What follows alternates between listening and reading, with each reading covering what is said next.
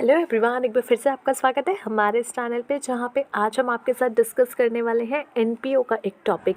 NPO बोले तो non for profit organisation. देखिए, जब भी आप बिज़नेस शुरू करना चाहते हैं या फिर जब भी कुछ काम करना शुरू करते हैं तो आपका एक मोटिव होता है कि भैया हम जो है पैसे कमाएंगे, हम बहुत सारा पैसा कमाएंगे, हम इस चीज़ से जो भी बिज़नेस हम कर रहे हैं XYZ, चाहे कपड़े बेच रहे हैं, फूल बेच रहे हैं, फूल पत्तियाँ बेच रहे हैं, या फिर जो है इंस्टा आइडियाज़ बेच रहे हैं, ठीक है, कुछ भी बेच रहे हैं, इन आइडियाज़ वगैरह कुछ भी बेच रहे हैं, तो उस सिचुएशन में the main motive for your business is to earn profit, to earn money, ताकि जो है उससे आप कुछ अपनी लाइफ में अर्न कर पाओ, ओके, एंड मॉनेटरी टर्म्स में अर्न कर पाओ। वहीं पे कुछ लोग ऐसे होते हैं जो सोचते हैं कि यार देखो, पैसा तो अपने पास बहुत है, या फिर नहीं भी है तो वी आर ओके, जो भी है we are okay with it. अब हमें ना सोसाइटी के लिए कुछ करना है कि सोसाइटी में कुछ बेटरमेंट किया जा सके, सोसाइटी के लोगों को कुछ पे कर किया जा सके, उन्हें कुछ दिया जा सके।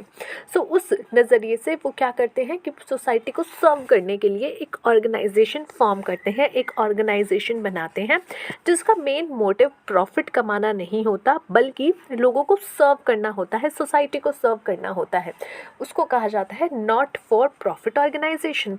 अब ये नॉट फॉर प्रॉफिट ऑर्गेनाइजेशन आपके अलग अलग कामों में सम्मिलित हो सकती है कि भैया एजुकेशन को लेकर के, या फिर कल्चर को प्रेजेंट करने के लिए, या फिर उनको मोटिवेट करने के लिए, या बच्चों को स्कॉलरशिप दिलाने के लिए। तो इन सारी चीज़ों में कई सारी ऑर्गेनाइजेशंस इन्वॉल्व हो सकती हैं, और यहाँ पे उनका मेन मोटिव इसी चीज़ को लेकर के होता है, ना कि पैसे को कमाने को लेकर के।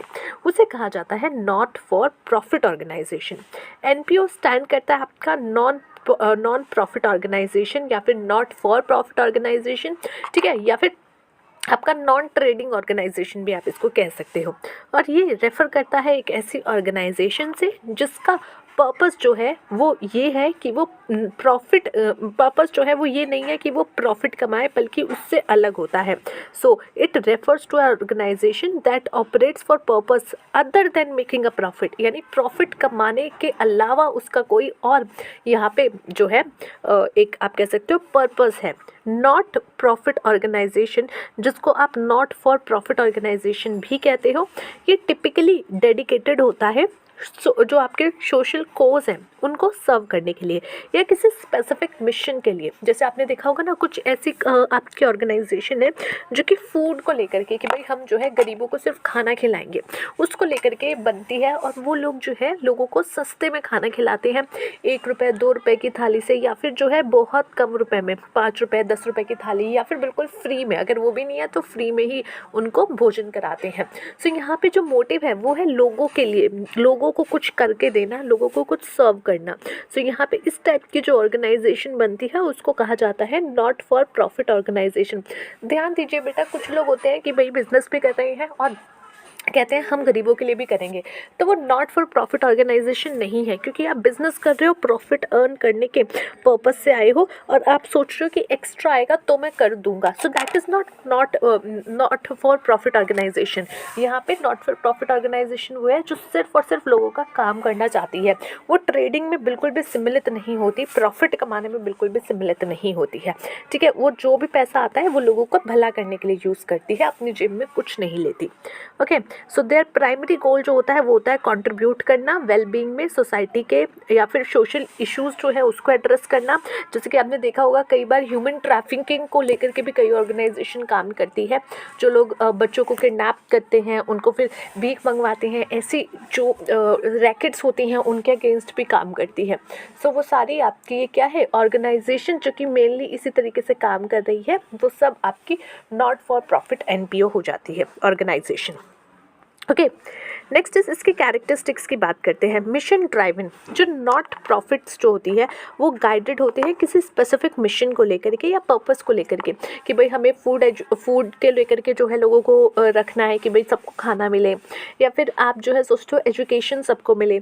सो ये सब क्या है, किसी न किसी मिशन को लेकर के आप यहाँ पे चल रहे हो, तो मिशन ड्राइवन, कि कोई ना कोई मिशन आपका यहाँ पे होता है, कोई स्पेसिफिक, जो कि आप यहाँ पे अपनी एक्टिविटीज़ के थ्रू सर्व करते हो। Next is non distribution constraint. Unlike for profit organisation, non profit do not distribute profit. अब देखो लेट्स सपोज आपके पास जो है आपने फूड का कुछ खोला, काउंटर वाउंटर कुछ भी खोला, वहाँ पे 10 रुपये 20 रुपये जो भी आपके पास आ रहे हैं, अगर उससे इवन आपको प्रॉफिट भी हो गया ना, तो वो आप अपनी जेब में लेकर के नहीं जाओगे। जैसे नॉर्मल बिजनेस में क्या होता है, जो भी प्रॉफिट होता है उसको आप अपनी जेब में डाल करके निकल लेते हो, लेकिन इसमें ऐसा नहीं होता। अगर आपको प्रॉफिट हुआ है तो इवन उसका भी आप अपने बिजनेस उस ऑर्गेनाइजेशन में ही यूज़ करोगे, सेम चीज़ों को सर्व करने के लिए।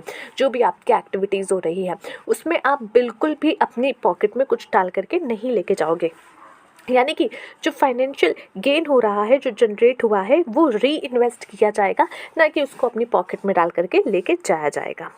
वॉलंटरली सपोर्ट, अब नॉन प्रॉफिट और जो रहते हैं वो ऑफ्टन रिले करते हैं वॉलंटरी सपोर्ट पे, ठीक है। जैसे कि कोई डोनेशन मिल गया, कोई ग्रांट मिल गया, गवर्नमेंट से ग्रांट मिल गया, किसी कंपनी ने अपने CSR की एक्टिविटीज़ के तहत आपको पैसा दे दिया, या फिर आपको पैसा मिल गया। अब आप सोचते होगे ना कि ये जो एक आंवला तेल की ऐड आती है कि हम जो है हर एक बॉटल पे 1 रुपये जो है बच्चों की एजुकेशन पे डालेंगे, आप हो जाते हो वहाँ पे सेंटी की यार ये तो 1 रुपये बच्चों की एजुकेशन में डाल रहे हैं, हमें तो ज़रूर इनका प्रोडक्ट ख़रीदना चाहिए। बट आप नहीं अगर खरीदोगे ना उनका प्रोडक्ट, फिर भी उनको डालना पड़ेगा।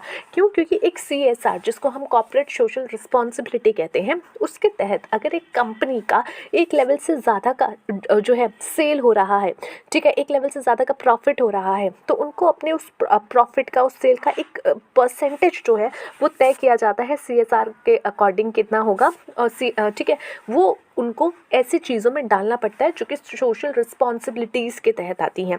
इसीलिए आप ज़्यादा खुश मत हो जाया कीजिए, ये सब एडवर्टीज़मेंट करके आपको जो है अपना जो ऑलरेडी वो खर्चा कर रहे हैं उससे कुछ बेनिफिट लेना चाह रहे हैं, वो भी गलत नहीं है, बट ऐसा आपका होता है, ठीक है। सो वॉलंटरीली सपोर्ट कंपनी से भी मिल जाता है, या फिर कुछ गवर्नमेंट भी दे देती है, या बाकी जगहों से मिल जाता है।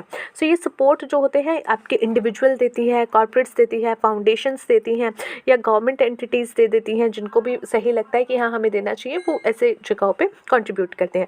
और यहाँ पे वॉलंटरीली सपोर्ट की वजह से ही ये पूरी ऑर्गेनाइजेशन चल पाती है। अगर इंडिविजुअली कोई चलाना चाहे तो दैट इज़ मुश्किल थोड़ा सा, ओके। अंबानी अडानी जैसा इंसान चला सकता है, बट नॉर्मली इंसान जो है ऑर्गेनाइजेशन बनाता है तो वो रिले करता है कि लोग आकर के उसमें डोनेशन देंगे एंड देन वो आगे काम कर पाएंगे।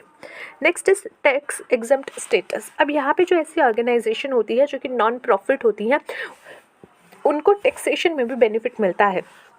कई सारी नॉन प्रॉफिट जो आपकी ऑर्गेनाइजेशन है वो टैक्स एग्जम्प्ट के स्टेटस के लिए जो है अलाउड होती हैं, या आप कह लीजिए क्वालिफाई होती हैं, ठीक है। जिसका मतलब है कि उनको कोई भी टैक्स नहीं पे करना। एंड ध्यान दीजिएगा, कुछ ऑर्गेनाइजेशन, सभी नहीं, कुछ ऑर्गेनाइजेशन, ठीक है। और यहाँ पे जो है जो कि स्पेसिफिक क्राइटेरिया मेट करती है या फिर ऑपरेट कर रही है, जैसे कि चैरिटी, एजुकेशन, रिलीजियस, साइंटिफिक या अदर सोशल बेनिफिशियल पर्पस के लिए, right. Next is governance by board of directors, sorry.